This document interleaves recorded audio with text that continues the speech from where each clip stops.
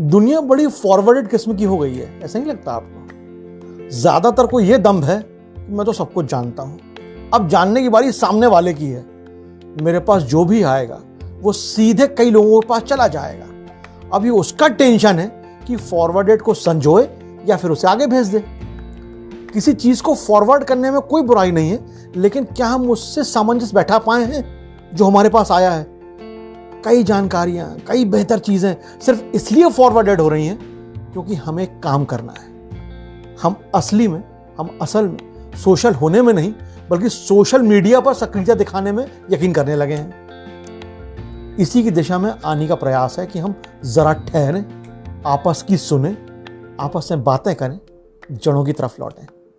नमस्कार दोस्तों, आज शनिवार है और शनिवार है यानी आपको कहानी सुनाने का वादा है। जैसे कि अपनी बात हुई थी कि सावन का महीना चल रहा है, थोड़ा सा अपने धर्म की बातें करते हैं। आज सुना रहा हूं हनुमान जी को क्यों करना पड़ा विवाह। कहानी शुरू करने से पहले एक छोटी सी बात शेयर करना चाहता हूं। आज आनी की यात्रा का 1 साल पूरा हो चुका है। हमने 1 साल पहले अनगढ़ सी, एक खामोश सी छोटी सी शुरुआत की थी, पर आपके असीम प्यार से हमारा हौसला तो बढ़ा ही, कोशिशों का कारवाई बढ़ता गया। हमारा सपना बस इतना ही है कि आपसे जुड़े रहें, आपको कुछ बेहतर सुनाते रहें, कुछ अच्छा दिखाते रहें।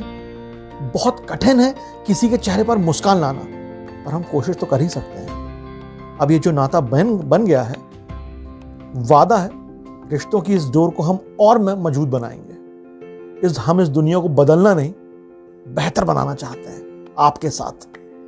तो कहानी शुरू करते हैं। हनुमान जी, अश्वत्थामा, परशुराम, ऋषि मार्कंडेय, कृपाचार्य, विभीषण, वेद व्यास और राजा बलि अमर माने गए हैं। 1 हफ्ते पहले ऋषि मार्कंडेय की कहानी आपको सुना ही चुका हूं। हनुमान जी इस कलयुग के अंत तक अपने शरीर में ही रहेंगे। वे आज भी धरती पर विचरण कर रहे हैं, घूमते हैं। तुलसी लिखते हैं, चारों जुग प्रताप तुम्हारा, है प्रसिद्ध जगत उजियारा। अंतकाल रघुवर जाई, जहां जन्म हरि भक्त कहाई। और देवता चित्त न धरई, हनुमत से ही सर्व सुख कटई करई। संकट कटे मिटे सब पीरा, जो सुमरे हनुमत बलबीरा। सच है, हनुमान को छोड़कर और किसी देवी देवता में चित्त रखने की कोई आवश्यकता ही नहीं है, ऐसा विद्वान कहते हैं। विद्वानों का यह भी कहना है कि द्वंद्व में रहने वाले का सहयोग हनुमान नहीं करते हैं। हनुमान 4 कारणों से सभी देवताओं में श्रेष्ठ बताए जाते हैं। पहला ये कि वे अपार शक्तिशाली हैं, हम जानते ही हैं। दूसरा ये कि वे शक्तिशाली होने के बावजूद ईश्वर के प्रति पूर्णतः समर्पित हैं। तीसरा यह कि वे अपने भक्तों की तुरंत सहायता करते हैं। और चौथा ये कि वे आज भी सशरीर हैं। इस ब्रह्मांड में ईश्वर के बाद यदि कोई शक्ति है तो वह है हनुमान जी, साक्षात। हनुमान जी के सामने किसी भी प्रकार की मायावी शक्ति ठहर नहीं सकती। कुछ विद्वानों का आकलन है कि हनुमान जी का जन्म 5114 ईसा पूर्व यानी आज से 7135 साल पहले हुआ था। यूं तो ऐसा भी लोग कहते हैं कि ईश्वर पैदा नहीं होते, लेकिन ये उतना सच नहीं मालूम पड़ता। जब राम कृष्ण इस धरती पर आए हैं तो हनुमान भी इस धरती पर आए ही हैं, लिहाजा हनुमान पैदा हुए थे, इस पर मेरा थोड़ा सा विश्वास होता है। हाँ, हनुमान भगवान राम से पहले धरती पर आए थे।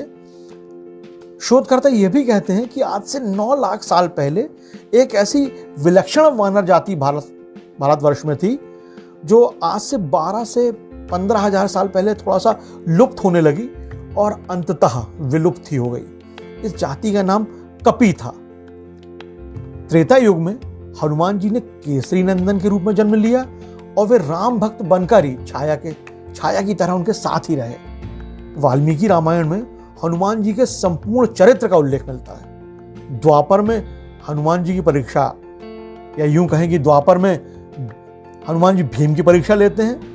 महाभारत में प्रसंग भी है कि भीम उनकी पूंछ को हटाने के लिए कहते हैं और हनुमान कहते हैं कि तुम ही हटा लो, और भीम पूरी ताकत लगाकर भी उनकी पूंछ नहीं हटा पाते।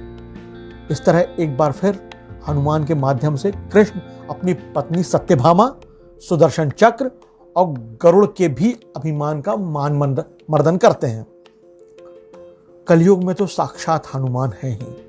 अगर हम पूरी श्रद्धा और विश्वास से हनुमान जी का आश्रय कर लें तो फिर तुलसीदास जी की तरह हनुमान और राम दर्शन होने में देर नहीं लगेगी। लेकिन यह भी सच है कि इतना आसान नहीं है। माना जाता है कि ये वचन खुद हनुमान जी ने ही तुलसीदास से कहे थे कि चित्रकूट के घाट पर भई संतन की भीड़, तुलसीदास चंदन घिसे तिलक दे रघुबीर। लेकिन तुलसी को यह पता ही नहीं लगा कि कब राम उनके माथे पर तिलक लगा गए, क्योंकि वो भक्ति में लीन थे।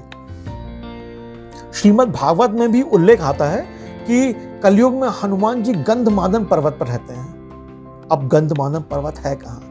माना जाता है कि गंधमादन कैलाश पर्वत के उत्तर में यानी मौजूदा तिब्बत क्षेत्र में स्थित है, और महाभारत काल में भी अर्जुन के असम तीर्थ में हनुमान जी से भेंट का उल्लेख मिलता है। यानी कि ओवरऑल बात करें तो हनुमान जी हैं, इसमें कोई दो राय नहीं है। हाँ, वो उन्हीं लोगों को दिखे हैं या उन्हीं लोगों से उनकी मुलाकात हुई है जो सिद्ध रहे हैं, जिनके मन में कलुषता नहीं थी, या खुद हनुमान जिनसे मिलना चाहते हैं। अब एक सबसे बड़ी बात जो शायद हमें नहीं पता, समान रूप से हम ये मानते हैं कि हनुमान अविवाहित थे, उनका विवाह नहीं हुआ था, वे ब्रह्मचारी थे। लेकिन एक नई कहानी है, हनुमान जी का विवाह भी हुआ था। तेलंगाना में एक जिला है खम्मम, और एक यहाँ के एक मंदिर में हनुमान जी के विवाह का प्रमाण मौजूद है। इस मंदिर में हनुमान जी की प्रतिमा के साथ उनकी पत्नी की प्रतिमा भी विराजमान है। माना जाता है कि हनुमान जी ये उनकी पत्नी के साथ दर्शन करने के बाद, कि हनुमान जी को उनकी पत्नी के दर्शन करने के बाद पति पत्नी के बीच चल रहे सारे विवाद खत्म हो जाते हैं। इससे अच्छा क्या होगा? हनुमान जी की पत्नी का नाम सुवर्चला था। वैसे तो हनुमान जी बाल ब्रह्मचारी माने जाते हैं, हम सभी जानते हैं, और वे आज भी ब्रह्मचर्य के व्रत में ही हैं। विवाह करने का यह मतलब नहीं है कि वे ब्रह्मचारी नहीं रह जाते।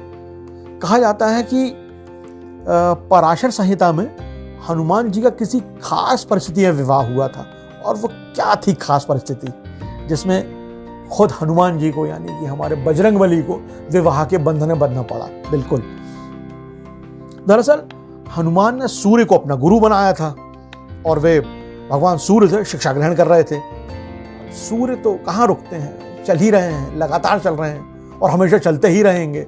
उनके चलने से ही तो ये धरती भी चल रही है, सारे क्रियाकलाप उसी कारण तो हो रहे हैं। अब सूर्य रुक नहीं सकते थे तो हनुमान जी को भी सारा दिन सूर्य के साथ उड़ना पड़ता था। भगवान सूर्य उन्हें कई विद्याओं का ज्ञान दे रहे थे, लेकिन एक दिन धर्म संकट खड़ा हो गया। भगवान आदित्य ने हनुमान को 9 विद्याओं में से 5 विद्याएं तो सिखा दी, लेकिन 4 तरह की विद्याएं और ज्ञान ऐसे थे जो केवल किसी विवाहित को ही सिखाए जा सकते थे। अब बात फंस जाती, अब करें तो क्या? हनुमान जी पूरी शिक्षा लेने का प्रण कर चुके थे।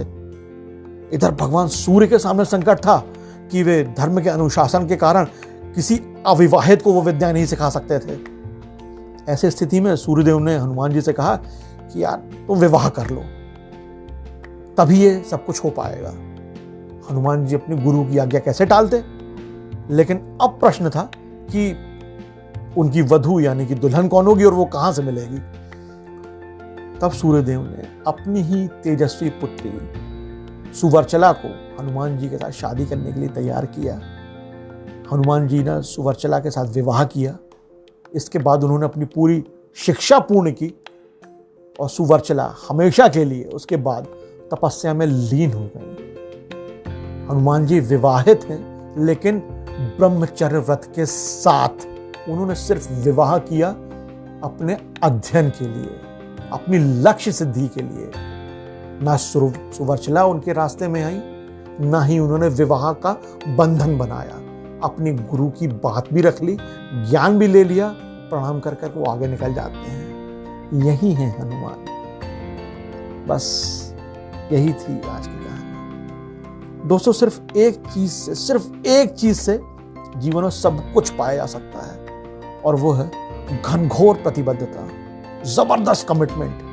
फिटनेस, पैसा, शोहरत, नाम, पोजीशन, सिर्फ एक चीज से हासिल किया जा सकते हैं, वो है कमिटमेंट। इस धरती पर शायद ही कोई होगा जिसके पास विपरीत परिस्थितियां ना हो, जो उनसे पार पा लेता है या सामंजस्य बैठा लेता है, चरम पर पहुंच जाता है। एक उदाहरण तो आज की कहानी ही है। हनुमान जी से बड़ा शायद ही कोई इतना बड़ा कमिटेड हो। प्रतिबद्ध होना, कमिटेड होना आसान नहीं होता, पर सब कुछ पाना चाहते हैं या कुछ भी हासिल करना चाहते हैं तो एक बार लक्ष्य के लिए प्रतिबद्ध होकर तो देखिए, उसे पा ही लेंगे। ज्यादा ज्ञानवाणी हो गई हो तो माफी चाहता हूं। अगले शनिवार शाम 6 बजे आनी के YouTube चैनल पर फिर एक नई कहानी लेकर आऊंगा। तब तक स्वस्थ रहिए, खुश रहिए, अपनों के साथ रहिए और सुनते रहिए मुझे यानी अतुल को। कहानियाँ अच्छी लगती हों तो हमारा YouTube चैनल जरूर सब्सक्राइब कीजिएगा और अपनों से भी करवाइएगा। बस हमारी यही कोशिश है कि संवेदनाओं के साथ, संवेदनाओं को समझते हुए आपके लिए, आपके साथ बेहतर करते रहें। आनी यानी खुशियाँ। जय हिंद।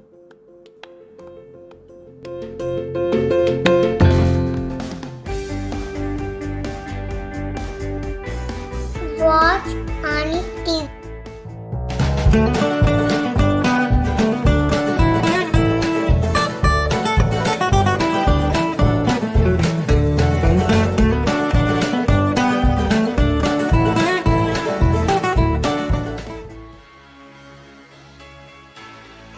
कुछ किरदार निकले कहानी से, बन गई किस्से कहानियों की एक नई दुनिया। कुछ किरदार निकले हकीकत से, आईना बन सामने आई सच्चाई। 1 साल का सफर, रिश्तों की एक नई डगर, सपनों की एक छोटी सी दुनिया जिसे आपके साथ ने बना दिया और भी बड़ा। आनी यानी खुशियाँ, खुशियाँ यहाँ हैं।